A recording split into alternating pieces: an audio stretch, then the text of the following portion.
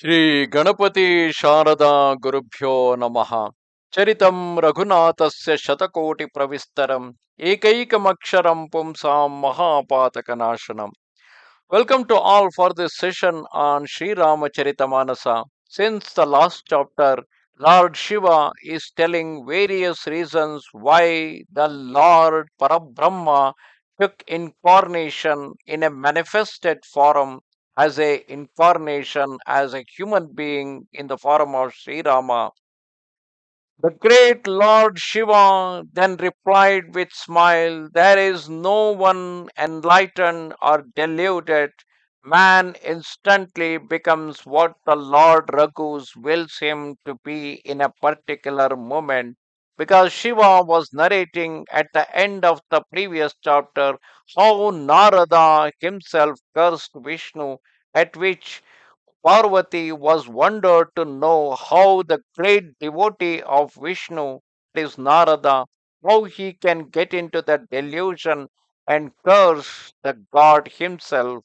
For which Shiva replied that there exists nobody who is out of delusion or exists anybody who is being enlightened because everyone will play according to the will of that Parabrahma. Said Yajnavalkya, I am going to recount the virtues of Rama. O Bharadwaja, listen with a devout mind, renouncing pride and intoxication. O Tulsidasa, adore the Lord of Raghus, who puts an end to metempsychosis. In the Himalaya mountain, there was a most sacred cave. The beautiful heavenly stream Ganga flowed nearby. The sight of this most holy and charming hermitage highly attracted the mind of the celestial sage Narada. Seeing the mountain, the river, and the forest glades, his heart developed a love for the feet of Lakshmi's Lord. The thought of Srihari broke the spell of the curse which was pronounced by Daksha in the past, which did not allow Narada to stay in one place. And at that time, seeing such a sacred place, and the mind of Narada, which was naturally sinless, fell into a trance. Seeing the sage's condition, Indra, the chief of gods, became apprehensive. Summoning the god of love, he received him with great honor and said, for my sake, please go with your associates, the god of love, who has a fish emblazoned on his standard, set out gladdened at heart. Indra apprehended that the celestial sage sought to occupy his abode. Those who are lustful and grasping are afraid of everyone like the evil minded crowd, because those who are attached to the those who are attached to the illusory kind of power or money or position, they are always feared that someone will going to snatch away from that. And same is the state of Indra, that soon after Narada went into a deep trance, he is worried that Narada could turn out to be a competitor. So hence he sent the god of love, Rama, to disturb him from his trance state.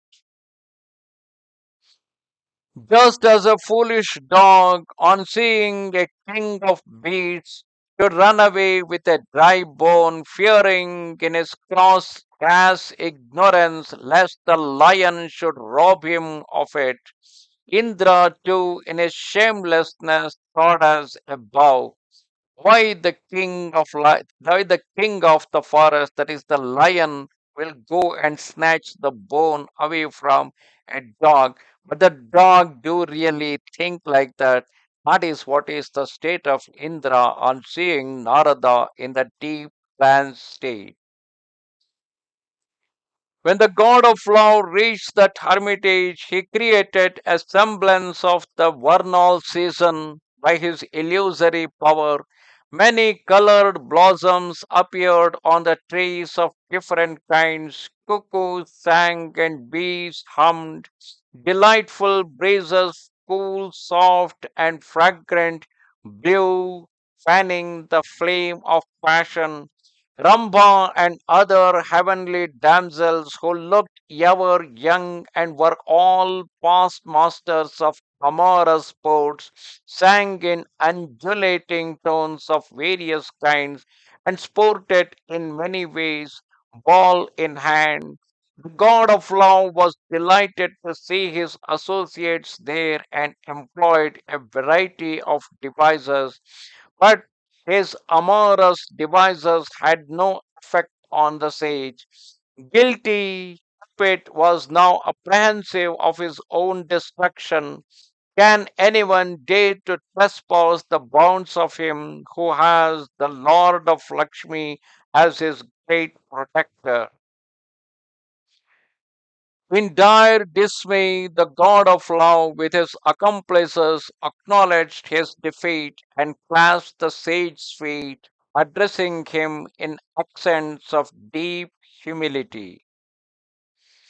There was no anger in Narada's mind. He assumed the god of love by addressing him in friendly terms, then bowing his head at the sage's feet and obtaining his leave. Love, the god of love, retired with his accomplices. Reaching the court of Indra, the chief of gods, he related his own doings on the one hand and the sage's clemency on the other. Hearing the tale, all were astonished. They extolled the sage and bowed their head to Hari. Then Narada called on Shiva. He was proud of his victory over love and told him all love's doings. Knowing him to be his most beloved friend, the great Lord Shiva admonished him as follows: O sage, I pray you again and again, never repeat this story to Hari as you have repeated it to me. Even if the topic ever comes up before him, please hush it up, because Srihari is of the nature the moment when he saw one such kind of ego swaying in the minds of his devotees, he would soon devise the way to cut it off. Wholesome was the advice given by Shambhu, but it did not please Narada. Bharadwaja, now here what interesting thing happened. The will of Hari is always predominant. The will of Sri Rama alone prevails always. There is no one who can alter it. Shambhu's advice fell flat on the sage. Then he went to the abode of Brahma, the creator, singing the glories of Srihari to the accompaniment of the excellent lute he had in his hand. The Lord of Sages, Narada, who was skilled in music, once repaired to the ocean of milk, where dwells the abode of Lakshmi, Bhagavan Narayana, who is Vedanta, the crown of Vedas personified. Abode of Rama, that is Lakshmi, rose to meet him in great joy and shared his seat with the sage, the lord of the entire creation, animate as well as inanimate, said with a smile, "It is after a long time that you have showed me this favor, O reverend sir. This is enough for the ego swing of Narada." Hence, Narada told him all the doings of love, even though Shiva had already cautioned him not to do so. Most formidable is the Maya, that is deluding potency of the Lord of Raghus. No one has ever born in this world who is beyond its charm.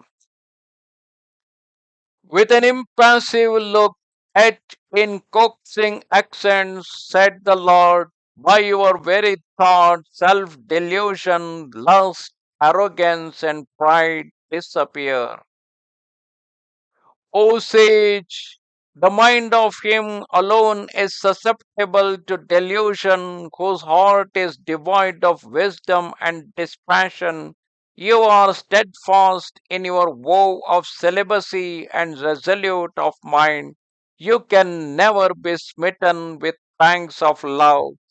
Narada replied with a feeling of pride, Lord, it is all due to your grace. The compassionate Lord pondered and saw that a huge tree of pride had sprouted in his heart. I shall soon tear it up by roots, for it is my vow to serve the best interest of my servants, my devotees. I must contrive some plan which may do good to the sage and serve as a diversion for me. Then, bowing his head at the feet of Srihari, Narada departed. Pride in his heart had swelled because of the boasting by Narayana himself. The Lord of Lakshmi, the goddess of prosperity, then set his Maya into operation. Now hear of her relentless doings. The Lord's Maya, that is deluding potency, created on the way a city with an area of 800 square miles. The manifold architectural beauties of that city excelled even those of Vishnu's own capital, that is Vaikunta. It was inhabited by graceful men and women whom you would take to be so many incarnations of the god of love and his wife Rati. King Shilanidhi by name ruled over that city. He owned numberless horses, elephants, and troops. He possessed the grandeur and luxury of 100 Indras and was a repository of grace, splendor, might, and wisdom. He had a daughter, Vishwamohini by name, whose beauty enraptured even Lakshmi. She was none other than Srihari's own Maya or enrapturing potency, the fountainhead of all virtues. Who can describe her charm? The princess was going to marry by self choice, hence kings beyond number arrived there as suitors. The sportive sage Narada entered the city and inquired everything from the people. Hearing all that has been going on there, he wended his way to the king's palace. The king paid him homage and gave him a seat. The king brought and showed the princess to Narada and said, Tell me, after mature thought, all that is good or bad about her. Seeing her beauty, the sage forgot all about his dispassion and remained gazing on her for a long time. When he read the auspicious marks on her body, he was lost in reverie. He was gladdened at heart, but he could not openly mention the happy characteristics. He who weds this girl, he said to himself, shall become immortal, and no one shall be able to conquer him in battle. He whom Shilanidhi's daughter selects for her lord shall be adored by the entire creation, both animate and inanimate. Having read these characteristics, the sage kept them to himself and mentioned a few fabricate ones to the king, telling the king that his daughter was of good promise. Narada left. He thought within himself, let me devise and try some means whereby the princess may choose me for her husband. He had no more zeal to practice japa, the muttering of sacred formulas, or austerity. Good God, how can I get the girl? He said to himself. What is needed on this occasion is great personal charm and surpassing beauty, whereby the princess may be enamored of me and place the wreath of victory round my neck. He continued, such is the power of the delusion or Maya. Let me ask Hari for a gift of beauty, but alas, much time will be lost in going to him, yet I have no such will for Hari. Let him therefore come to my rescue at this juncture. Then Narada prayed in manifold ways, and lo, the sportive and merciful Lord appeared before him. The sight was soothing to the sage's eye. He was glad at heart and felt assured that his object would be accomplished. In great humility, he told the Lord all that had happened and said, be gracious to me and be good enough to help me. O Lord, bestow on me your own beauty. In no other way than can I get possession of her. Soon do that much that which may serve my best interest. I am your own servant, O my Lord. Seeing the mighty power of his Maya, the Lord who is compassionate to the poor smiled to himself and said, Narada, listen to me. I shall do that alone which is good to you and nothing else. My words can never be untrue. Sir, what Lord Vishnu told to Narada is that he always do what is good to his servants. O contemplative ascetic, if a patient distracted by his malady asks for something which is harmful to him, the physicians would not give it. In a like manner, I have resolved on doing what is good to you. So saying, the Lord disappeared. Under the spell of his Maya, the sage was so mystified that he could not understand even such unambiguous words of Srihari. The chief of seers hastened to the spot where the arena for the choice marriage had been prepared. Richly adorned, the royal suitors had occupied their respective seats, each with retinue. The sage was glad at heart, for he thought within himself, my beauty is so surpassing that the princess will never commit the error of choosing for her husband anyone else other than me. In the sage's own interest, the gracious Lord had made him hideous beyond description, but no one could mark the change that had taken place in him. Everyone knew him to be Narada and greeted him as such. Two of Shiva's attendants too appeared to be they too happened to be there.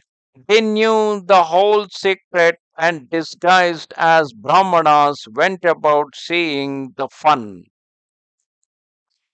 In the row where sat Narada, exceedingly proud of his beauty, the two attendants of Mahesha too seated themselves, being disguised as Brahmanas. They could not be detected.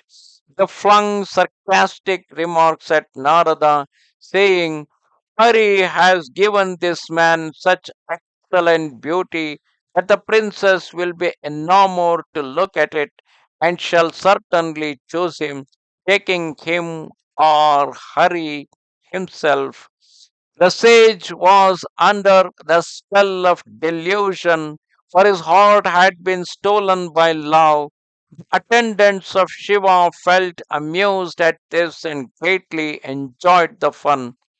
Ironically, what had happened is Narada requested for the form and beauty of Hari. Here, Hari means Vishnu, and Hari also means the monkey. Even though the sage heard this ironical talk of those attendants of Shiva, he could not follow it, his reason being concluded by infatuation. No one perceived this extraordinary phenomenon. The princess alone saw the ugly form of Narada. The moment she beheld his monkey like face and frightful form, she was filled with rage. Accompanied by her girl companions, the princess then glided as a swan with a wreath of victory in her lotus hand. She moved about surveying each of her royal suitors, and as she walked through them, she walked past Narada, rejecting him, which sent Narada into a great desperation. Thus, we will go in to see what will happen to Narada, who is under the spell of delusion. Namaste Sharada Devi, Kashmira Puravasini, Twamaham Prarthaye Nityam, Vidya Danancha Dehi Me. Good. Shri Ramchandra कृपाल भज मन हरण भव भयदारुणं श्रीरामचन्द्र कृपाल भज मन हरण भव भयदारुणं श्रीराम श्रीराम श्रीराम श्रीराम श्रीराम